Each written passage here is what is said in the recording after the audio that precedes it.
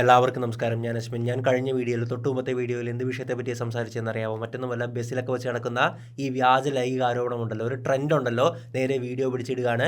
അപ്പോൾ ആ ഒരു വീഡിയോയിൽ ആ ഒരു പെൺകുട്ടിക്ക് കംഫർട്ടബിളായിട്ട് ഇരിക്കാൻ പറ്റുന്നില്ല, കുറച്ച് വണ്ണമുള്ള ആളാണ്, അയാളുടെ കൈ മുട്ടുന്നുണ്ട്. അതുകൊണ്ട് ആ പെൺകുട്ടിയെ വീഡിയോ എടുത്ത് വൈറലാക്കുകയാണ്, അയാളെ അപമാനിക്കുകയാണ്.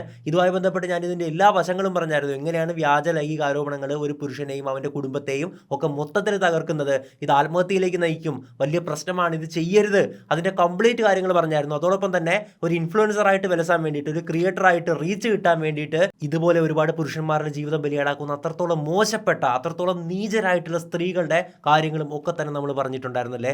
അതിൻ്റെ അകത്ത് ഞാൻ പ്രധാനമായിട്ടും പറഞ്ഞു വെച്ചെന്നാണ്, ഇത് ആ ഒരു വ്യക്തിയെ മാനസികമായിട്ട് തകർക്കും, ആത്മഹത്യയിലേക്ക് നയിക്കും. അങ്ങനെ പറഞ്ഞ് ഏതാനും കുറച്ച് ദിവസങ്ങൾക്കുള്ളിൽ, കുറച്ച് ദിവസമായിട്ടുള്ള വീഡിയോ ചെയ്തിട്ടല്ലേ, അതീവ ദുഃഖകരമായിട്ടുള്ളൊരു വാർത്ത, സമാനമായിട്ടുള്ളൊരു സംഭവത്തെ തുടർന്ന് തന്നെ ഷിംജിത മുസ്തഫ എന്ന് പറയുന്ന ഒരു ശപിക്കപ്പെട്ട ജന്മം, അത്രത്തോളം വൃത്തികെട്ടവൾ, ഞാൻ ആ വാക്കൊന്നും ഞാൻ വീഡിയോയിൽ ഉപയോഗിക്കാറില്ല ഒരാളെ പറ്റിയിട്ട്, പക്ഷേ എനിക്ക് അത്രത്തോളം വിഷമമുണ്ട് സത്യം പറഞ്ഞാൽ ഇതിനെപ്പറ്റി സംസാരിക്കുമ്പോൾ. ഞാനൊരു വിഷയം കേട്ടിട്ട് എൻ്റെ കണ്ണ് നിറഞ്ഞ് ഞാൻ കരഞ്ഞത് സത്യം പറഞ്ഞാൽ ഈ ഒരു വിഷയത്തിനാണ്. ആ ഒരു നിഷ്കളങ്കനായിട്ടുള്ള മനുഷ്യൻ എത്രത്തോളം വിഷമം അനുഭവിച്ചിട്ടുണ്ടാവും ഒന്ന് ആലോചിച്ച് നോക്കിയിട്ടുണ്ടോ?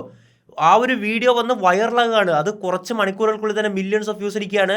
അതിനുശേഷം അവൾ ആദ്യം ഇട്ട വീഡിയോ ഒരുപാട് വിമർശനങ്ങൾ വന്നപ്പോൾ അത് ഡിലീറ്റ് ചെയ്തിട്ട് രണ്ടാമത്തെ വീഡിയോ ഇടുകയാണ്. അവളുടെ കൊണയടി, ഇയാളെ ഒരു ഹാബിച്വൽ ഒഫൻഡറായിട്ട്, അത്രത്തോളം ഒരു ഞരമ്പനായിട്ട് ചിത്രീകരിച്ചുകൊണ്ട്, ഇയാൾ അങ്ങനത്തെ ഒരാളാണ്, റെഗുലറായിട്ട് ചെയ്യുന്നൊരു വ്യക്തിയാണ്, ഇയാളെ സോഷ്യലി നമുക്ക് എല്ലാവരും ഇയാളെ എന്താ പറയുക, സമൂഹം വിചാരണ ചെയ്യണം, സൊസൈറ്റി ഇയാളെ വിചാരണ ചെയ്യണമെന്നൊക്കെ പച്ചയ്ക്ക് വന്ന് പറയുന്ന, അത്രത്തോളം ക്രിമിനൽ കോൺസ്പിറസി നടത്തുന്ന ഷിംജിത മുസ്തഫ എന്ന് പറയുന്ന അത്രത്തോളം വൃത്തികെട്ട ഒരു ശപിക്കപ്പെട്ട ജന്മത്തിന്റെ കഥ കൂടിയാണ് ഈ വീഡിയോ. വീണ്ടും അത് റിപ്പീറ്റ് ചെയ്തത് കണ്ടിട്ട് ഞാൻ ആ വീഡിയോ പോസ്റ്റ് ചെയ്തതിൻ്റെ ഉദ്ദേശം എന്താണെന്ന് വെച്ചാൽ, ഇത് മാക്സിമം ആളുകളിലേക്ക് എത്തിക്കുക, സൊസൈറ്റി അയാളെ ചോദ്യം ചെയ്യണം, അത് അയാളുടെ ചുറ്റുമുള്ള ആൾക്കാരും അയാളുടെ കുടുംബക്കാരും കാണണം. ഞാൻ തൊട്ടുമുമ്പത്തെ വീഡിയോയിൽ പറഞ്ഞു വെച്ച പോലെ തന്നെ ഇപ്പോഴത്തെ ഒരു ഇൻഫ്ലുവൻസറായിട്ട് വിലസണമല്ലോ, ചില ഇതുപോലുള്ള തമ്പുരാട്ടിമാർക്ക് വിലസണം, എന്നിട്ടാലും റീച്ചൊന്നും കിട്ടത്തില്ല, കാരണം ക്വാളിറ്റി കണ്ടൊന്നും ചെയ്യാൻ അറിയത്തില്ല. അതുകൊണ്ട് എന്താ ചെയ്യുന്നത്, ഇവരൊരു പുരുഷനെ ബലിയാടാക്കുകയാണ്. ഷിംജിത എന്ന ഈ ഭൂമിക്ക് ഭാരമായിട്ടുള്ള സ്ത്രീയെ പറ്റി നമുക്ക് സംസാരിക്കാം, പക്ഷേ നമ്മൾ ആദ്യം ഫോക്കസ് ചെയ്യേണ്ടത് ആ ദീപക് എന്ന് പറയുന്ന നിഷ്കളങ്കനായിട്ടുള്ള ആ മനുഷ്യൻ, കഷ്ടപ്പെട്ട് പണിയെടുത്ത് ജീവിക്കുന്ന ഒരു പാവം നിഷ്കളങ്കനായിട്ടുള്ള മനുഷ്യൻ. മുദ്ര എംബക്സ് എന്ന് പറയുന്ന ഒരു ഹോൾസെയിൽ ടെക്സ്റ്റൈൽ സെല്ലേഴ്സ് ഉണ്ട്, ആ ഒരു കമ്പനിയുണ്ട്. ആ ഒരു കമ്പനിയിൽ സെയിൽസ് മാനേജറായിട്ടാണ് ഇദ്ദേഹം വർക്ക് ചെയ്യുന്നത്. അതായത് കാസർഗോഡ് മുതൽ തിരുവനന്തപുരം വരെയുള്ള ഒരുപാട് ഏരിയാസിൽ ഇദ്ദേഹത്തിന് നേരിട്ട് സഞ്ചരിക്കേണ്ടി വരും. 7 വർഷമായിട്ട് ഇതേ കമ്പനി തന്നെയാണ്. അപ്പോൾ ഞാനൊരു വീഡിയോ കണ്ടത്, ഈ മുദ്ര എംബക്സിൻ്റെ ഓണർ വന്ന് മാധ്യമങ്ങൾക്ക് മുമ്പിൽ ഇങ്ങനെ സംസാരിക്കുകയാണ്. അയാൾ പൊട്ടിക്കരഞ്ഞു പോവുകയാണ്, കാരണം അത്രയും പ്രിയപ്പെട്ടവനായിരുന്നു. അപ്പോൾ അദ്ദേഹം പറയുന്നുണ്ട്, ഈ ദീപക് മരണപ്പെട്ടു എന്നുള്ള വാർത്ത അറിയുമ്പോഴാണ് കാസർഗോഡ് മുതൽ തിരുവനന്തപുരം വരെയുള്ള ഓരോ ടെക്സ്റ്റൈൽ ഓണേഴ്സും ഇദ്ദേഹം ഡീൽ ചെയ്യുന്ന ആൾക്കാരൊക്കെ ഉണ്ടല്ലോ, അവരൊക്കെ വിളിച്ചിങ്ങനെ സങ്കടം പറയുകയാണ്, എത്ര നല്ല മനുഷ്യനായിരുന്നു എന്നും പറഞ്ഞിട്ട്. ഈ ഓണർ പൊട്ടിക്കരയുന്ന, വിങ്ങുന്ന ഒരു വീഡിയോ നിങ്ങൾക്ക് മാധ്യമങ്ങളിൽ കാണാൻ പറ്റും. നമ്മുടെ ഈ വീഡിയോയുടെ ആദ്യത്തെ കടമ, അല്ലെങ്കിൽ നമുക്ക് ആ മനുഷ്യനോട്, ഈ സമൂഹത്തോടുള്ള ഏറ്റവും വലിയ കടമ എന്താണെന്നറിയാവോ, ഇവൾ ചെയ്ത വീഡിയോ അത്രത്തോളം ഫേക്ക് ആണെന്ന് കാണിക്കുക. അതായത് കേരളത്തിലെ 95% പേർക്കും, ഞാൻ ഏകദേശ കണക്കാണ് പറയുന്നത് ആ കമൻറ്റ് വായിച്ചിട്ട്, അവർക്ക് എല്ലാവർക്കും അറിയാം ആ ഒരു വൃത്തികെട്ടവൾ റീച്ചിന് വേണ്ടി കാണിച്ച കോപ്രായങ്ങളാണെന്ന്. പക്ഷേ വളരെ കുറഞ്ഞൊരു ശതമാനം വിശ്വസിക്കുന്നത് ഇദ്ദേഹം ഇങ്ങനെ ചെയ്തു എന്നൊക്കെ ആയിരിക്കും അല്ലേ. പക്ഷേ ആ വീഡിയോ നിങ്ങൾ ശ്രദ്ധിച്ച് നോക്കിയോ? നമ്മൾ പറയാറുണ്ട് ദൈവത്തിൻ്റെ കൈ എന്നല്ലേ, ദൈവത്തിൻ്റെ കയ്യൊപ്പ് അതിൻ്റെ അകത്തുണ്ട്. ചില കേസിലൊക്കെ ഒരു ചെറിയൊരു അടയാളം അവിടെ കാണും, അടയാളത്തെ പിടിച്ച് കേസ് തെളിയിക്കുന്ന ഒരു സംഭവങ്ങളൊക്കെ ഉണ്ടല്ലേ. ആ ഒരു ക്രിമിനൽ എത്രത്തോളം ബുദ്ധിമാനാണെങ്കിലും ഒരു തുമ്പ് അവിടെ അറിയാതെ അവശേഷിപ്പിച്ചിട്ട് പോകും, അതേ പിടിച്ച് അയാളെ അറസ്റ്റ് ചെയ്ത് ശിക്ഷിക്കുന്ന കാര്യങ്ങളൊക്കെ നിങ്ങൾ വായിച്ചിട്ടില്ല. അതിനൊക്കെയാണ് നമ്മൾ ദൈവത്തിൻ്റെ കൈ എന്നൊക്കെ പറയുന്നതല്ലേ. ആ വീഡിയോയിലും, ഈ നരാധമ പങ്കുവച്ച വീഡിയോയിലും അതേ ദൈവത്തിൻ്റെ കൈ പതിഞ്ഞിട്ടുണ്ട്. ഒന്നാമതായിട്ട് ഇവൾ പങ്കുവച്ച വീഡിയോ ഉണ്ടല്ലോ, ആ വീഡിയോ പിന്നീട് ഡിലീറ്റ് ചെയ്തിട്ടുണ്ടായിരുന്നു. അതായത് ദീപക് കുറേ മുന്നിലായിട്ട് മാറി നിൽക്കുകയാണ്, ഇവൾ പുറകിലായിട്ടാണ് നിൽക്കുന്നത് കേട്ടോ, അത്രയും ഡിസ്റ്റൻസിലാണ് നിൽക്കുന്നത്. അതിൽ ഇവളിങ്ങനെ വീഡിയോ ഓണാക്കി പിടിച്ചിട്ടുണ്ട്. എന്നിട്ട് പറയുന്നത് ഇയാൾ തൊട്ടടുത്ത് നിൽക്കുന്ന, ഇവളുടെ ന്യായം എന്താണെന്നറിയാവോ, അടുത്ത് നിൽക്കുന്ന പെൺകുട്ടിക്ക് എന്തോ അൺകംഫോർട്ടബിൾ ആയിട്ട് തോന്നുന്നതായിട്ട് ഇവൾക്ക് തോന്നി, അതുകൊണ്ട് ഇവൾ വീഡിയോ ഓണാക്കിയിട്ട് ഒരു നിഷ്കളങ്കനായിട്ടുള്ള മനുഷ്യൻ്റെ വീഡിയോ അങ്ങോട്ട് പിടിച്ചേക്കാണ്. ആരാണ് ഇവൾക്ക് റൈറ്റ് എന്നത്, ഇങ്ങനെ വീഡിയോ പിടിച്ചിട്ട് ഇമാതിരി ക്യാപ്ഷൻ എഴുതിയിട്ട് ഇവളെ തലക്കടിച്ച്. ഞാൻ ഈ വീഡിയോ അത്രയും ദേഷ്യമുണ്ട് ഈ ഒരു ആ മോളോട്. ഞാൻ ഇങ്ങനെ വീഡിയോയിലൊന്നും പെരുമാറില്ല, കാരണം ഞാൻ പറഞ്ഞല്ലോ, ഒരു വിഷയം കണ്ടിട്ട് ഞാൻ കരഞ്ഞു പോയൊരു സംഭവം എന്ന് പറഞ്ഞു കഴിഞ്ഞാൽ ഇത് തന്നെയാണ്. ഒരുപാട് കൊലപാതകം, ക്രൂരമായിട്ടുള്ള കൊലപാതകം, ഇതൊക്കെ കണ്ടിട്ടുണ്ട്, നമ്മുടെ ഹൃദയം പൊട്ടുന്ന വേദന ഉണ്ടായിട്ടുണ്ട്, പക്ഷേ ഞാൻ കരഞ്ഞു പോയിട്ടില്ല. അപ്പോൾ എന്തായാലും ആദ്യത്തെ വീഡിയോ ഉണ്ടല്ലോ, ഞാനിവിടെ സൈഡിൽ കാണിക്കുന്നുണ്ട്. ആ വീഡിയോയിൽ ഒരു കാര്യം വളരെ വ്യക്തമാണ്. ഈ ദീപക് എന്ന് പറയുന്ന ആ മനുഷ്യൻ്റെ കയ്യിൽ ഒരു ബാഗുണ്ട്, ഒരു ഹാൻഡ് ബാഗ് കൈ പിടിച്ചാണ് അദ്ദേഹം യാത്ര ചെയ്യുന്നത്. അതിങ്ങനെ പൊക്കി പിടിക്കുന്നുണ്ടല്ലേ. ഇനി ഇവൾ പങ്കുവച്ച രണ്ടാമത്തെ വീഡിയോ ഉണ്ട്, ഇവളെ ടച്ച് ചെയ്യുന്നു എന്നും പറഞ്ഞ് പ്രചരിപ്പിച്ച വീഡിയോ ഇല്ലേ, അതിൽ ആദ്യത്തെ കാര്യം എന്താണെന്നറിയാവോ? ആ വീഡിയോ സ്ലോ മോഷനിലാണ് കാണിച്ചിരിക്കുന്നത്. ഏകദേശം പകുതിയോളം സ്പീഡ് കുറച്ചാണ് കാണിച്ചിരിക്കുന്നത്. അപ്പോൾ അതിൻ്റെ റിയൽ സ്പീഡ് കാണണമെങ്കിൽ നിങ്ങൾ ആ വീഡിയോ 2x ഇടണം. അതായത് യഥാർത്ഥത്തിലെ 2 സെക്കൻഡ് നിങ്ങൾക്ക് 4 സെക്കൻഡും 5 സെക്കൻഡും ഒക്കെ ആയിട്ട് ഈ വീഡിയോയിൽ തോന്നും. അതാണ് സ്ലോ മോഷൻ എന്ന് പറയുന്നത്. എന്തായാലും ആ വീഡിയോയിൽ ഞാൻ പറഞ്ഞ ഈ ദൈവത്തിൻ്റെ കൈയുണ്ട്. എന്താണെന്നറിയാമോ? മറ്റൊന്നുമല്ല, ആ വീഡിയോയുടെ അവസാന സെക്കൻഡുകളിലേക്ക് പോകുമ്പോൾ നിങ്ങൾക്ക് ഒരു കാര്യം വ്യക്തമാണ്. സൂക്ഷിച്ച് നോക്കിക്കോ, ഞാൻ തന്നെ വീഡിയോ സ്ലോ ചെയ്ത് കാണിച്ചു തരാം. ഈ മനുഷ്യൻ്റെ വലത്തെ കയ്യിൽ ആ ബാഗ് ഇരിപ്പുണ്ട്. ബാഗ് ഉണ്ടായിരുന്നു എന്നുള്ള വളരെ വ്യക്തമായിട്ടുള്ള ക്ലിപ്പ് ഇവൾ തന്നെ നേരത്തെ പുറത്ത് വിട്ടിട്ടുണ്ടല്ലോ. ആ ബാഗ് ഇങ്ങനെ വലത്തെ കയ്യിൽ താഴ്ത്തി പിടിച്ചിരിക്കുകയാണ്. സ്റ്റെപ്പ് ഇറങ്ങണമല്ലോ, അപ്പോൾ താഴ്ത്തി പിടിച്ചുകൊണ്ട് ഇറങ്ങാൻ പറ്റൂല. അതുകൊണ്ട് തന്നെ ആ ബാഗ് ഇങ്ങനെ ഇരിക്കുകയാണല്ലോ, അപ്പോൾ റേസ് ചെയ്ത് ഇങ്ങനെ മുകളിലോട്ട് പിടിക്കുന്നുണ്ട്. അപ്പോൾ ഇടത്തെ കൈ വെച്ച് സപ്പോർട്ട് ചെയ്യുന്നുണ്ട്. ഇങ്ങനെ വലത്തെ കൈയും ഇടത്തെ കൈ ഉപയോഗിച്ച് അത് പൊക്കുകയാണ്. ഞാൻ പറഞ്ഞ ദൈവത്തിൻ്റെ കൈ എവിടെയാണ് പതിഞ്ഞെന്നറിയാവോ? ആ കൈയായിട്ട് തന്നെ വന്നിട്ടുണ്ട്. അവസാനത്തെ മില്ലി സെക്കൻഡുകളിൽ ഇദ്ദേഹത്തിൻ്റെ ലെഫ്റ്റ് കൈ നിങ്ങൾ നോക്ക്. ഈ റൈറ്റ് കൈയാണ് തട്ടിയെന്ന് പറയുന്നതല്ലേ, നിങ്ങൾ ലെഫ്റ്റ് കൈ നോക്ക്.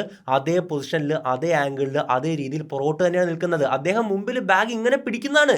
നമ്മൾ ബസ്സിൽ ഇറങ്ങുമ്പോൾ നിങ്ങളുടെ ഹാൻഡ് ബാഗ് ആണെങ്കിൽ നിങ്ങൾ എന്താ ചെയ്യുന്നത്? നിലത്തൂടെ ഉരച്ചോണ്ടല്ല ഇറങ്ങുന്നത്, നിങ്ങൾക്ക് ഇറങ്ങാൻ പറ്റില്ല, സ്റ്റെപ്പാണല്ലേ. അപ്പോൾ നമ്മളിങ്ങനെ പൊക്കി പിടിക്കൂലേ, ഈ പൊക്കി നമ്മൾ ഇങ്ങനത്തെ കൈ താഴത്തോട്ടിട്ടിട്ട് നിങ്ങൾ ജസ്റ്റ് ഇങ്ങനെ താഴത്തോട്ടിടുക, എന്നിട്ട് ഒരു സാധനം ഇങ്ങനെ പൊക്കുക, നിങ്ങളുടെ മുട്ട് പുറകോട്ട് നീങ്ങിയിരിക്കും സാധാരണ ഒരു കാഷ്വൽ മൂവ്മെൻറ്റിൽ. അല്ലാതെ നിങ്ങൾ മൂവ് ചെയ്യുന്നതെന്ന് പറഞ്ഞു കഴിഞ്ഞാൽ ജിമ്മിലായിരിക്കും, ട്രൈസിനോ ബൈസിനോ ഒക്കെ വർക്കൗട്ട് ചെയ്യുമ്പോൾ ചിലപ്പോൾ അങ്ങനെ ചെയ്തേക്കാം. എന്തായാലും ഈ മനുഷ്യനുണ്ടല്ലോ ബാഗ് ഒന്ന് മുകളിലോട്ട് ഉയർത്തിയതാണ്. ഇനി വൃത്തികെട്ടവൾ എന്താ ചെയ്തതെന്ന് നോക്ക്. ഷിംജിത, ഇവൾ ആദ്യത്തെ വീഡിയോയിൽ അദ്ദേഹം മുമ്പിലാണ്, ഇവൾ പുറകിലായിട്ട് മാറിയാണ് നിൽക്കുന്നത്. നല്ല ഡിസ്റ്റൻസ് ഉണ്ടല്ലോ, ബസ്സിൽ നല്ല സ്ഥലമുണ്ട്. പക്ഷേ ഇയാൾ ഇറങ്ങുമ്പോൾ കൃത്യമായിട്ട് ഇവളെങ്ങനെ പുറകിൽ വന്നു. അതായത് ഇവള് ഇദ്ദേഹത്തിന് മുട്ടാൻ ഭാഗത്തിന്, അതായത് ബാഗോ കൈയോ എന്തെങ്കിലും പുറകോട്ട് എടുക്കുമ്പോഴും മുട്ടാൻ ഭാഗത്തിന് പോയി നിന്ന് കൊടുത്ത ക്ലിപ്പ് വളരെ വ്യക്തമാണ്. ഇവളെന്ന് പറഞ്ഞു കഴിഞ്ഞാൽ ജസ്റ്റ് ഒരു വീഡിയോ എടുത്ത് പ്രചരിപ്പിക്കുന്ന ഒരു വ്യക്തിയല്ല, മറിച്ച് എന്ത് വൃത്തികേടുകളും കാണിച്ചു. അതായത് ഇവളുടെ കൺസേൺ എന്നൊക്കെ പറയുന്ന ആരും ഇവളുടെ മേത്ത് തട്ടാൻ പാടില്ല, അല്ലെങ്കിൽ ഇങ്ങനെ ചെയ്യാൻ പാടില്ല എന്നൊന്നുമല്ല, മറിച്ച് അങ്ങനത്തെ ഒരു സാധനം എനിക്ക് ക്ലിപ്പായിട്ട് കിട്ടണം, ക്ലിപ്പായിട്ട് കിട്ടിയാൽ എനിക്ക് വൈറലാകാം എന്നുള്ളതാണ്. അതായത് അദ്ദേഹത്തിൻ്റെ കൈ ബാഗ് പുറകോട്ട് എടുക്കുമ്പോൾ മുട്ടുന്നുണ്ടല്ലോ, മുട്ടുമ്പോൾ ഇവളുടെ മുഖത്ത് വിരിയുന്ന ഒരു ചിരിയുണ്ട്. കണ്ടന്റ് കിട്ടി, ഇനി വൈറലാകാം എന്നുള്ള ആ ചിരിയുണ്ടല്ലോ, അതാണ് പക്ക ഒരു സൈക്കോപത്തറ്റിക് ബിഹേവിയർ എന്നുള്ളത്. ഗൈസ് ഒന്ന് ചിന്തിച്ചു നോക്കി. ഇവൾ മാറി നിൽക്കുന്നു, അയാൾ ഇറങ്ങാൻ പോയപ്പോൾ മുട്ടിച്ച് വെച്ച് അവിടെ ഇങ്ങനെ ഉരയ്ക്കുന്ന രീതിയിൽ വന്ന് നിൽക്കുകയാണ്. എന്ത് വൃത്തികെട്ട ജന്മമാണ് ഇവൾ, ഭൂമിക്ക് ഭാരമായിട്ടുള്ള കേരളത്തിൻ്റെ ശാപം. സോഷ്യൽ മീഡിയയിൽ നോക്ക്, നാഷണൽ മീഡിയാസ് അടക്കം എടുത്ത് കൊട്ടിഘോഷിക്കുന്നുണ്ട് 100% ലിറ്ററസി കേരള. ഗൈസ് ഇത് വലിയൊരു സീരിയസ് ഇഷ്യൂ ആണ്. ഞാൻ തൊട്ട് മുമ്പത്തെ വീഡിയോയിൽ ഇതിൻ്റെ എല്ലാ വശങ്ങളും സംസാരിച്ചതാണ്. ഒരു മനുഷ്യൻ ആത്മഹത്യയിലേക്ക് തള്ളിവിടുമെന്ന് 100% ഞാൻ പറഞ്ഞു വെച്ചതാണ്. എടുത്ത് നോക്ക്, ഞാൻ പറഞ്ഞ ആത്മഹത്യ എന്നുള്ള വാക്ക് അതിൻ്റെ കിടപ്പുണ്ട്. കറക്റ്റ് സംഭവിച്ചില്ലേ? ഇത് ഒരു മാറ്റം സത്യത്തിൽ സന്തോഷകരമാണ്. പണ്ടൊന്നും ഈ പുരുഷന്മാർ നേരിടുന്ന പ്രശ്നങ്ങളെ പറ്റിയിട്ടൊക്കെ പറയുമ്പോൾ നമ്മളെയൊക്കെ കളിയാക്കുന്ന, നമ്മളെയൊക്കെ റോസ്റ്റ് ചെയ്യാൻ ശ്രമിക്കുന്ന ഒരുപാട് കമൻറ്റുകളും കാര്യങ്ങളൊക്കെ ആയിരുന്നു കണ്ടുകൊണ്ടിരുന്നതല്ലേ. പക്ഷേ ഇന്ന് എല്ലാവരും മാറുന്നുണ്ട്. ഒരു വീഡിയോ വന്നു കഴിഞ്ഞാൽ അതിൻ്റെ സത്യാവസ്ഥ എന്താണ്, മറുവശം കൂടെ കേൾക്കണമെന്ന് പറയുന്ന ഒരു സമൂഹം നമ്മുടെ കേരളത്തിൽ കാണുന്നുണ്ട്. അത് വളരെ ഡെവലപ്ഡ് ആയിട്ടുള്ള സാക്ഷരത കാണിക്കുന്ന ഒരു സമൂഹമാണ്. ആ ഒരു സമൂഹം തന്നെയാണ് നമുക്ക് വേണ്ടത്. മാത്രമല്ല ഇങ്ങനെ വൈറലാകാൻ വേണ്ടിയിട്ട് ഒരു പുരുഷനെ ബലിയാടാക്കുന്ന, ഞാൻ പറയുന്ന വ്യാജ ലൈംഗിക ആരോപണങ്ങളെ പറ്റിയിട്ടാണ്.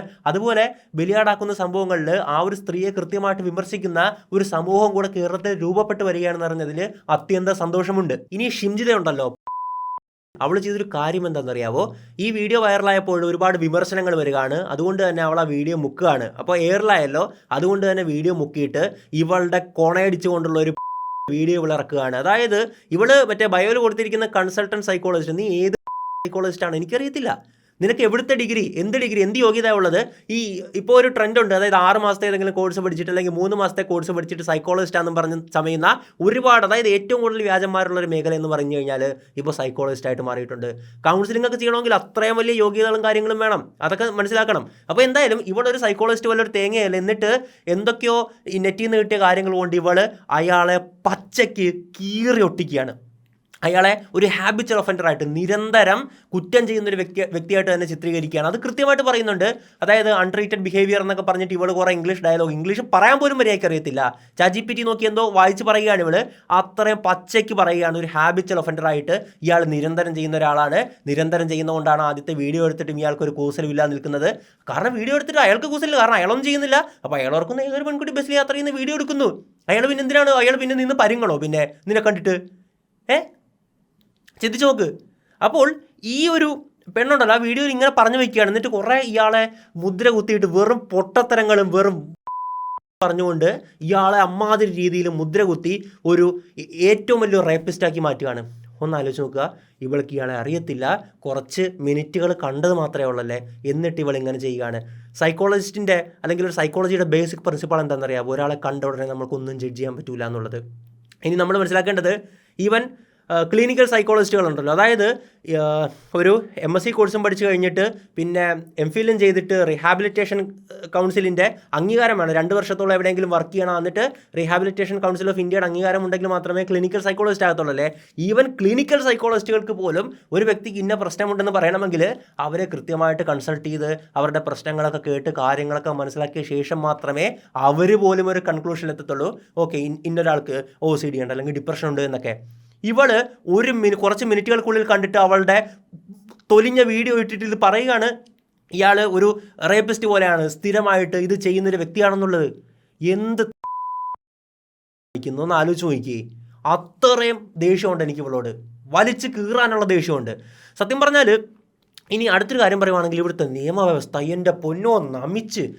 ഒന്ന് ആലോചിച്ച് നോക്കുക, ഈ വിഷയം എത്രത്തോളം വിവാദമായെന്ന് നിങ്ങൾക്കറിയാം. അത്രയും സെൻസേഷണലായി ഇവിടെയുള്ള എല്ലാ ഇൻഫ്ലുവൻസേഴ്സും ആൺപെൺ വ്യത്യാസമില്ലാതെ ഇതിനെ റിയാക്ട് ചെയ്യുന്നുണ്ട്, അവളെ അറസ്റ്റ് ചെയ്യണമെന്ന് ആവശ്യപ്പെടുന്നുണ്ടല്ലേ. പക്ഷേ ഇതുവരെ ഞാൻ ഈ വീഡിയോ റെക്കോർഡ് ചെയ്യുന്ന നിലവിൽ പോലീസ് അവൾക്കെതിരെ ഒരു FIR പോലും ഇട്ടിട്ടില്ല. ഈ അസ്വാഭാവിക മരണത്തിന് കേസ്, അത് ഏത് ആത്മഹത്യ വന്നാലും ഇടുന്ന ഒരു വകുപ്പ് മാത്രമാണ്, അതിൽ വ്യക്തികളെയൊന്നും പ്രതികർക്കത്തൊന്നുമില്ല, അത് മാത്രമാണ് എടുത്തിട്ടുള്ളത്. അവരുടെ പേരിൽ ഇത്രയും വിവാദമായിട്ട് മുഖ്യമന്ത്രിക്കും DGPക്കും മനുഷ്യാവകാശ കമ്മീഷനും ഇനി കംപ്ലൈൻറ്റ് പോകാൻ ആരുമില്ല, പോലീസിലെ IGക്കും എല്ലാം പോയി, കമ്മീഷണർക്കും എല്ലാം പോയിട്ടുണ്ട്. എന്നിട്ടും ഇതുവരെ ഞാൻ ഈ വീഡിയോ റെക്കോർഡ് ചെയ്യുന്ന സമയം വരെ അവൾക്കെതിരെ കേസ് എടുത്തിട്ടില്ല. എടുക്കുമായിരിക്കും, ഇത്ര വിവാദമായതുകൊണ്ട് അടുത്ത ദിവസം എടുക്കുമായിരിക്കും. പക്ഷേ നിങ്ങൾ ചിന്തിക്കേണ്ടത് ഇതുപോലുള്ള എന്തോരം മരണങ്ങൾ നടക്കുന്നു, ആ ഒരു സംഭവങ്ങൾ ഇത്രയും കോൺട്രവേഴ്സി ആകുകയോ അല്ലെങ്കിൽ മാധ്യമ ശ്രദ്ധ കിട്ടുകയോ ചെയ്തിട്ടുണ്ടാകത്തില്ല. അപ്പോൾ ആ ഒരു ആണുങ്ങൾക്ക് എന്തെങ്കിലും നീതിയുടെ ഒരു കണികയെങ്കിലും കിട്ടുമെന്ന് നിങ്ങൾ വിശ്വസിക്കുന്നുണ്ടോ? ഇല്ല. ഇതുകൊണ്ട് തന്നെയാണ് നമ്മൾ വർഷങ്ങളായിട്ട് ഈ വ്യാജ പീഡന പരാതികളെ പറ്റിയിട്ട് വളരെ സീരിയസ് ആയിട്ട് സംസാരിച്ചു കൊണ്ടിരിക്കുന്നത്. എത്രയോ മരണങ്ങൾ നടക്കുന്നതെന്നറിയാവോ, എത്രയോ പുരുഷന്മാർ ആത്മഹത്യ ചെയ്യുന്നതെന്നറിയാവോ കുടുംബ പ്രശ്നം കാരണം. ഈ എന്തോരം വ്യാജ ഡൊമസ്റ്റിക് അബ്യൂസ് കേസുകളുണ്ടെന്നോ, ഡൈവേഴ്സ് കിട്ടാൻ വേണ്ടിയിട്ട് നേരെ കൊടുക്കുന്ന ഡൊമസ്റ്റിക് അബ്യൂസ് ആയിരുന്നു, അതൊക്കെ ഒരു ട്രെൻഡായിരുന്നു ഒരു കാലത്ത്. ഇതൊക്കെ തടയിടേണ്ട കാലം അതിക്രമിച്ചിരിക്കുന്നു. ഈ പെണ്ണിന് തക്കതായിട്ടുള്ള ശിക്ഷ കൊടുത്തില്ലെങ്കിൽ, ഒന്നാമത്തെ ആത്മഹത്യാ പ്രേരണയാണ്, 10 വർഷം തടവ് ശിക്ഷ കിട്ടാവുന്ന കുറ്റമാണ്. അത് മാത്രം പോലെ ഇപ്പോൾ കുടുംബം ആവശ്യപ്പെടുന്നത് കൊലപാതക കുറ്റം ചുമത്തണമെന്ന്. തീർച്ചയായിട്ടും ഇത് ആത്മഹത്യ എന്ന് പോലെ, ഇത് പ്യുവർ പ്ലാൻഡ് ആയിട്ടുള്ള കൃത്യമായിട്ടുള്ള ക്രിമിനൽ കോൺസ്പിറസി നടത്തി ഒരു വ്യക്തിയെ തേജവധം ചെയ്ത് ആദ്യം വീഡിയോ ഇട്ട് രണ്ടാമത് അവളുടെ കൊണേഡിയായിട്ട് ഒരു റേപ്പിസ്റ്റായിട്ട് മുദ്ര കുത്തിയിട്ട് വീഡിയോ ഇട്ടവളാണ്.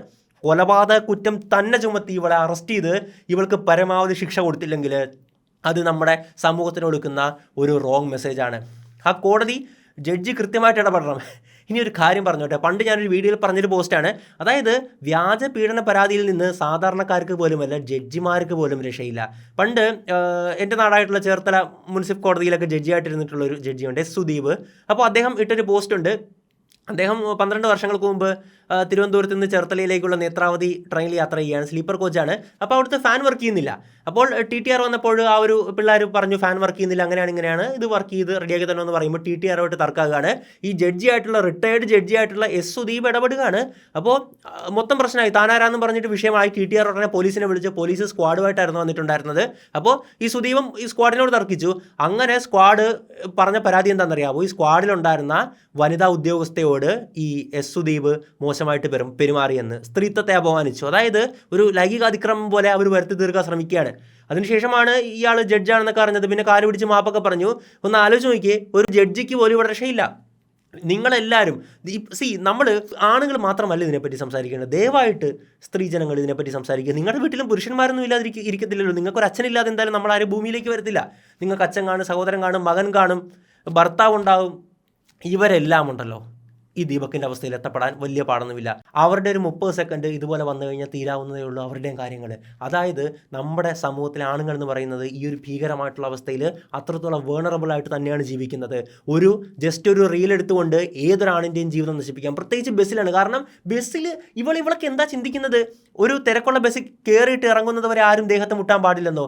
നിങ്ങളൊരു ബസ്സിൽ യാത്ര ചെയ്തിട്ടുള്ള വ്യക്തികളാണെങ്കിൽ നമുക്കറിയാം, നമ്മുടെ കേരളത്തിൽ സീറ്റിംഗ് കപ്പാസിറ്റി ഇപ്പോൾ 50 സീറ്റാണെങ്കിൽ 50 പേരെ അല്ല കയറ്റുന്നത്, തിങ്ങി ഞെരുങ്ങി കുത്തി നിറഞ്ഞ് പോകാറുണ്ട്. ഞാൻ ചെറുപ്പകാലത്ത് സ്കൂളിലൊക്കെ പോരുന്ന ബസ്സിലാണ്, കോളേജിൽ പോരുന്ന ബസ്സിലാണ്. ഇതൊക്കെ നമ്മൾ പോകുന്നതുകൊണ്ടറിയാം, ചിലപ്പോൾ കമ്പിയെ പിടിച്ച് തൂങ്ങിപ്പോണ കാഴ്ചകളൊക്കെ കാണുന്നില്ല. അപ്പോൾ ആ ബസ്സിൽ എന്തോരം ആൾക്കാരുണ്ടെന്ന് ചിന്തിക്കുക. അങ്ങനെ തിങ്ങി നിറഞ്ഞിരിക്കുന്ന ബസ്സിൽ ഒരാളെ മുട്ടും അയാളുടെ മേത്തോട്ട് എന്തോരം കാര്യങ്ങൾ അവിടെ നടക്കുന്നു. ഒരാളെ ടൈറ്റ്ലി പാക്ഡ് ഇങ്ങനെ ഇരിക്കുന്ന ഒരു ബസ്സിലാണ് ഇവിടെ നിന്ന് മുട്ടാൻ പാടില്ലെന്ന് പറയുന്നത്. എന്ത് ലോജിക്കാണ് അതിൻ്റെ അകത്തുള്ളത്? നിങ്ങൾക്ക് മുട്ടാൻ പാടില്ല എന്നുണ്ടെങ്കിൽ നിങ്ങൾ മാറിപ്പോണം. അല്ലാതെ ഇവിടെ ബസ്സിൽ സീറ്റിംഗ് കപ്പാസിറ്റിക്ക് മാത്രം അനുസരിച്ച് ആളെ കയറ്റി പോകുന്ന സമ്പ്രദായം അല്ലല്ലോ ഇവിടെ ഉള്ളത്. പരമാവധി ആളെ കയറ്റും, അങ്ങനെ തന്നെയാണ് ഓടുന്നത്. നിങ്ങൾക്ക് പറ്റത്തില്ലെങ്കിൽ ഇറങ്ങി പോടി നീയൊക്കെ. അല്ലാതെ ഇവിടെ വന്നിട്ട് ഒരു പുരുഷനെ പച്ചയ്ക്ക് കൊലക്ക് കൊടുത്തിട്ട് നീയൊക്കെ എന്തുണ്ടാക്കുക ഇവിടെ ഇരുന്നിട്ട്? ആ ദീപകിൻ്റെ അമ്മയുടെ കരച്ചിലൊന്നും കണ്ടിട്ട് സത്യം പറഞ്ഞാൽ സഹിക്കാൻ പോലും പറ്റുന്നില്ല. അത്രയും ഞാൻ പറഞ്ഞല്ലോ, ഞാൻ ഈ വീഡിയോ ഞാൻ ഇത്ര ഇമോഷണലായിട്ട് നിങ്ങൾ സംസാരിച്ച് കണ്ടിട്ടുണ്ടോ? ഇല്ല, അത്രയും ദേഷ്യമുണ്ട്. ഇവള് ദുബായിലേക്ക് കടന്നു എന്നൊക്കെ പറയുന്ന ഒരു കാര്യങ്ങളും ഒക്കെ വരുന്നുണ്ട്. ഇവള് മറ്റേ ഈ പഴം തിന്നുന്ന വീഡിയോ ഒക്കെ ഇട്ടിട്ടുണ്ട്. അതുപോലെ പഴമൊക്കെ വെച്ചിട്ട് എന്തെങ്കിലുമൊക്കെ ചെയ്തുള്ള വീഡിയോ ഇട്ട് വൈറലായപ്പോൾ നിനക്കൊക്കെ വൈറലാകാൻ വേണ്ടി ഒരാളുടെ ജീവിതം ഇങ്ങനെ ഹോമിക്കണോ? മനോഹരമായിട്ട് തന്നെ പഴം തിന്നുന്നുണ്ടല്ലോ, അങ്ങനെ ചെയ്താൽ പോരായിരുന്നു ഇവൾക്കൊക്കെ. അതുപോലത്തെ വീഡിയോ ഒക്കെ റെഗുലറായിട്ട് ഇട്ടിരുന്നെങ്കിൽ ഇവൾക്ക് ഒരുപാട് ഫോളോവേഴ്സ് ഉണ്ടാകും, ഒരുപാട് പൈസയും കാര്യങ്ങളും റീച്ചും ഒക്കെ കിട്ടിയാനെ. പക്ഷേ അതുപോരാ, ഇങ്ങനത്തെ ഒരു ട്രെൻഡ് കൂടെ ഉണ്ടല്ലോ ട്രെൻഡ് സമൂഹത്തിൽ. അപ്പോൾ അതിൻ്റെ പുറകെ പിടിച്ച് പോകാമെന്ന് ഇവൾ വിചാരിച്ച് അങ്ങനെ ഒരു മനുഷ്യനെ ഇവൾ കൊന്നു. കഴുത്തിൽ കയറ് കുരുക്കി വരിഞ്ഞു മുറുക്കി ഇവളയാളെ കൊന്നു. കൊലപാതകിയാണ് ഇവൾ 100%, യാതൊരു സംശയവുമില്ല. ആ ഒരു ദീപകിൻ്റെ അമ്മയുടെ വീഡിയോ കണ്ടായിരുന്നു, പൊട്ടിക്കരയുകയാണ്, സഹിക്കാൻ പറ്റുന്നില്ല കണ്ടിട്ട്. ഈ സംഭവം നടക്കുന്നത് കണ്ണൂർ പയ്യന്നൂർ ഭാഗത്ത് വെച്ചാണ്. ദീപക് ജോലി ആവശ്യത്തിനായിട്ട് ഈ പയ്യന്നൂർ റെയിൽവേ സ്റ്റേഷനിൽ വന്നിറങ്ങിയിട്ട് ബസ്സിന് ബസ് സ്റ്റാൻഡിലേക്കോ മറ്റോ പോകുമായിരുന്നു. ബസ് സ്റ്റാൻഡിലേക്ക് പോകുന്നൊരു ബസ്സായിരുന്നു, അതിൽ തന്നെയായിരുന്നു ഇവളുണ്ടായിരുന്നത്. അപ്പോൾ ആ ഒരു ബസ്സിൽ വെച്ചിട്ടാണ് ഈ സംഭവം നടക്കുന്നത്. ഇനി ഇവളെ പറ്റിയിട്ട് നാട്ടുകാർക്ക് പോട്ടെ, സ്വന്തം പാർട്ടിക്കാർക്ക് തന്നെ നല്ല അഭിപ്രായമാണ്. ഇവൾ മറ്റേ മുൻ വാർഡ് മെമ്പറായിരുന്നു, അതായത് അരീക്കോട് ഗ്രാമപഞ്ചായത്തിൻ്റെ അകത്തുള്ളൊരു വാർഡിലെ മുൻ മെമ്പറൊക്കെ ആയിരുന്നു. മുസ്ലിം ലീഗിൻ്റെ സ്ഥാനാർത്ഥിയായിട്ടാണ്, UDF ആയിട്ടാണ് മത്സരിച്ച് ജയിക്കുന്നത്. ഞാൻ മനസ്സിലാക്കുന്നത് സംവരണ സീറ്റുകളൊക്കെ ഉണ്ടല്ലോ, അത് അങ്ങനെ ഇവളൊക്കെ നിർത്തിയതായിരിക്കും. ഞാൻ പറയട്ടെ, അതായത് സാധാരണ പാർട്ടിക്കാരെന്തെങ്കിലും ചെയ്യുമ്പോൾ പാർട്ടിക്കാർ തന്നെയാണ് ന്യായീകരിക്കാൻ വരുന്നത്. ഇത് ആ മുസ്ലിം ലീഗുകാർക്ക് എല്ലാം ഇവളെ പറ്റിയിട്ട് നല്ല അഭിപ്രായമാണ്. അത്രത്തോളം ഒരു മോളാണെന്നാണ് പറയുന്നത്. ഇവളുണ്ടല്ലോ ഈ വാർഡ് മെമ്പറായിട്ട് ജയിച്ചു, അതിനുശേഷം ആ നാട്ടിലൊന്നും ഇവൾ നിന്നില്ല. ഇവൾ ദുബായിൽ പോയിട്ട് ഓരോ കാര്യങ്ങളൊക്കെ കാണിച്ച് അങ്ങനെ നടക്കുമായിരുന്നു. എന്നിട്ട് ഇവർ രാജിവെക്കാൻ പറയുന്നുണ്ട്, രാജിവെക്കുന്നുമില്ല ഇവൾ. എന്നിട്ട് ഭർത്താവ് ഒരു വിധത്തിൽ രാജി കൊണ്ട് കൊടുത്തപ്പോൾ ഈ സെക്രട്ടറിയോട് പറയുകയാണ്, എൻ്റെ പ്രസൻസിൽ രാജി സ്വീകരിച്ചാൽ നിങ്ങളെ കേസ് കൊടുത്ത് കോടതി കയറ്റുമെന്നും പറഞ്ഞാൽ സെക്രട്ടറി ഭീഷണിപ്പെടുത്തുകയാണ്. ഇവളുടെ സ്വഭാവം ഇത് തന്നെയാണ്.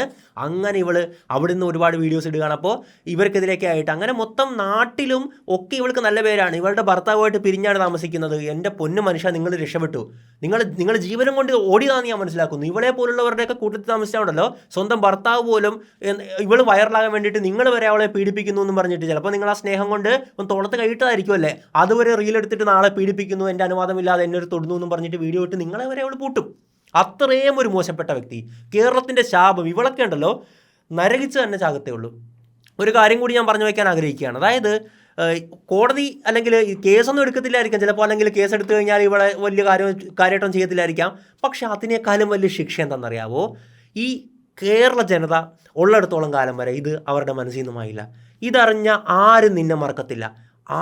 നിന്നെ കാർക്കിച്ച് തുപ്പും, നിൻ്റെ മുഖത്ത് ആൾക്കാർ വന്ന് തുപ്പുന്നൊരവസ്ഥ ഉണ്ടാകും. അത് തന്നെയാണ് നിനക്കുള്ള ഏറ്റവും വലിയ ശിക്ഷ. കുറച്ച് നാൾ കഴിഞ്ഞിട്ട് ഇതുപോലെ തന്നെ കഷായം ഗ്രീഷ്മ പുറത്തിറങ്ങുമായിരിക്കും, ശിക്ഷയുടെ അളവ് കിട്ടുമായിരിക്കും. അവളെ മറക്കുമോ? ഇല്ല. നമ്മൾ അവരുടെ മുഖം കണ്ടാൽ തിരിച്ചറിയുമല്ലേ. അപ്പോൾ അവളെ പോലെ, അതായത് നമ്മുടെ നാട്ടിലൊക്കെ ഈ പേപ്പട്ടികളുടെ വാർത്ത കാണാറുണ്ടല്ലേ, അതായത് സ്കൂൾ വിട്ട് വരുന്ന കുട്ടികളെ കടിക്കുന്നു, പേളകി കൊണ്ട് തന്നെ മുമ്പിൽ കാണുന്ന ആരെയും കടിക്കും, അങ്ങനത്തെ ഒരു അവസ്ഥയാണല്ലേ. ആ ഒരു പേപ്പട്ടി നാട്ടുകാർ തല്ലിക്കൊലത്തേ ഉള്ളല്ലേ, അങ്ങനത്തെ ഒരു പേപ്പട്ടി പുഴുത്ത് ചാകുന്ന ഒരു അവസ്ഥയിൽ നമ്മൾ ആ പുച്ഛത്തോടെ നോക്കുമല്ലോ, നമ്മളുടെ കുട്ടി രക്ഷപ്പെട്ടു എന്നും പറഞ്ഞിട്ട്. അതുപോലെ ആയിരിക്കും നിന്നെ കേരള സമൂഹം നോക്കി കാണാൻ പോകുന്നത്. നീ ഈ വീഡിയോ വെച്ചിട്ട് എന്ത് വേണമെങ്കിലും ചെയ്തോ, ഞാൻ പറയാനുള്ളത് പറഞ്ഞിരിക്കും. നിന്നെപ്പോലുള്ള അവളുമാരൊക്കെ ഈ ഭൂമുഖത്ത് നിന്ന് തന്നെ മാറണം. അല്ലെങ്കിൽ ഈ സമൂഹം ഒരു പാവം മനുഷ്യൻ, ആ അമ്മയുടെ കണ്ണീര് കണ്ടോ, ആ ഒരു കണ്ണീര് മാത്രം മതി നീയൊക്കെ നശിച്ച് നീറിച്ചാകാൻ. ആ കണ്ണീരിൽ നീ നീറിച്ചാകും. നിനക്ക് ഒരു കാലത്തും മോചനമില്ല.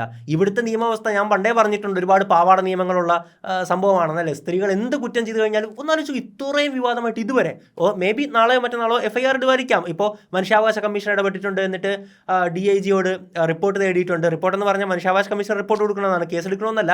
എന്തായാലും ഇടപെട്ടുകൊണ്ട് തന്നെ മേ ബി കേസ് എടുക്കാനുള്ള സാധ്യതയുണ്ട്. ഒരുപാട് അഡ്വക്കേറ്റുമാർ ഇവർ ഒക്കെ ശ്രമിച്ചിട്ട് പോലും FIR വേണ്ടിയിട്ടില്ല ഇതുവരെ.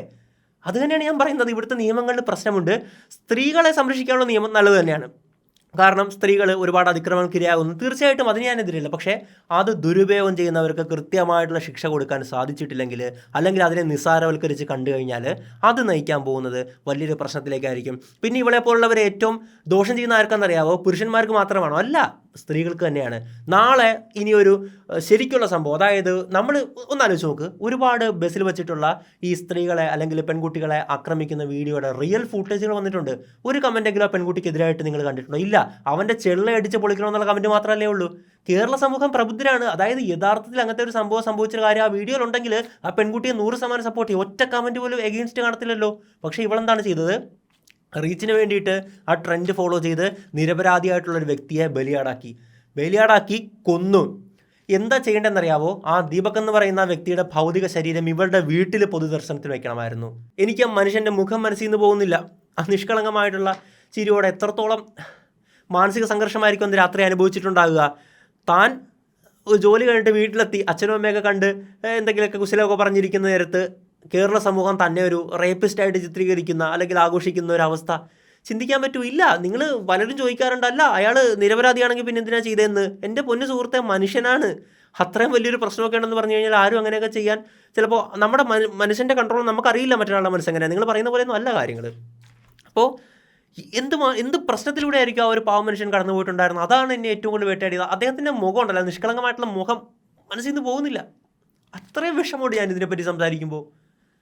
എനിക്കറിയത്തില്ല, ഇനി ഇതുപോലത്തെ ഒരു സംഭവം ഉണ്ടാകരുത്. ഇവളെപ്പോലുള്ളവരെ ഈ ദുബായിലൊക്കെ ശിക്ഷയുണ്ടല്ലോ, ചാട്ടവാറൊക്കെ വെച്ച് അടിക്കുന്നത് അല്ലേ, അങ്ങനെ ഇപ്പം എനിക്ക് തോന്നുന്നു നിർത്തിയോ ഇല്ലയെന്ന് എനിക്കറിയത്തില്ല. അതുപോലത്തെയൊക്കെ ശിക്ഷാരീതി ഇവിടെ ഉണ്ടായിരുന്നെങ്കിൽ എത്രയോ നല്ലതായിരുന്നു. ഇവളെയൊക്കെ പബ്ലിക്കായിട്ട് തന്നെ അതുപോലെ, ഇവിടെ ദുബായിലാണല്ലോ, ദുബായ് വെച്ച് ഇതുപോലത്തെ ക്രൈമാണെങ്കിൽ അവൾ നല്ല രീതിയിൽ ശിക്ഷിക്കപ്പെട്ടേനെ. അതുപോലെ എന്തെങ്കിലുമൊക്കെ ചെയ്യണം ഇവളെ. ഒരാളുടെ ഫോണും ഒരു പുരുഷൻ്റെ നേരെ വ്യാജ ആരോപണം ഉന്നയിക്കാൻ വേണ്ടി ഉയരരുത്. അത് പാടില്ല. ഇനി അത് സംഭവിക്കരുത്. ശക്തമായിട്ട് കേരള സമൂഹം വ്യാജ പീഡന പരാതികളെ എതിർത്തില്ലെങ്കിൽ ഇപ്പോൾ നിങ്ങൾ ചിന്തിക്കും, ഒരു ദീപക്കല്ലേ എന്നല്ലേ. പക്ഷേ ഒരു കാര്യമുണ്ട്, ഞാൻ മറ്റ് അന്യ സംസ്ഥാനങ്ങളിൽ നടന്നിട്ടുള്ള കൂടുതൽ കേസിനെ പറ്റി ഒരുപാട് സംസാരിച്ചിട്ടുണ്ട്. പണ്ട് മുതലേ 2020-2021 ഒക്കെ ഒരുപാട് സംസാരിക്കുമായിരുന്നു. അപ്പോൾ നിങ്ങൾക്ക് അതിൻ്റെ ഹീറ്റ് ഫീൽ ചെയ്തില്ല. ഇന്ന് നമ്മളുടെ തന്നെ ഒരു മലയാളി, നമ്മളുടെ തന്നെ ഒരു സഹോദരൻ മരിച്ചപ്പോൾ നിങ്ങൾക്ക് അതിൻ്റെ ചൂട് ഫീൽ ചെയ്യാൻ പറ്റുന്നുണ്ടല്ലേ. അപ്പോൾ അടുത്ത് നിങ്ങളുടെ കുടുംബത്തിലാണെങ്കിലോ ഒരു ഫാമിലി മെമ്പർ ആണെങ്കിലോ അതിൻ്റെ അടുത്ത് നിങ്ങളുടെ വീട്ടിലുള്ള ആണിനാണെങ്കിലോ എന്തായിരിക്കും അവസ്ഥ? So this need to be stopped. എന്ത് വില കൊടുത്തും ഇത് നിർത്തിയേ പറ്റത്തുള്ളൂ. ഇവളെ ശിക്ഷിച്ചേ പറ്റത്തുള്ളൂ. ഇവർക്കെതിരെ കേസെടുത്തേ പറ്റത്തുള്ളൂ. അതിന് ഏതറ്റം വരെ പോകണമെങ്കിലും അതിന് നമ്മൾ പൊതുസമൂഹം ആ ഒരു കുടുംബത്തിനൊപ്പം നിൽക്കണം. ഇവിടുത്തെ എനിക്ക് എന്താ പറയേണ്ടതെന്ന് നിർത്തി ഇത്രയൊക്കെ ഈ വീഡിയോ പറയാനുള്ളൂ. ശരി, ബൈ. എനിക്ക് ഒന്നും പറയാനില്ല സുഹൃത്തുക്കളെ, സത്യം പറഞ്ഞാൽ അത്രയും വിഷമമുണ്ട്. ഞാൻ കരഞ്ഞു പോയൊരു സംഭവം ഞാൻ പറഞ്ഞു പോലെ അത്രയേ ഉള്ളൂ. ശരി, അപ്പോൾ അടുത്ത വീഡിയോ കാണാം.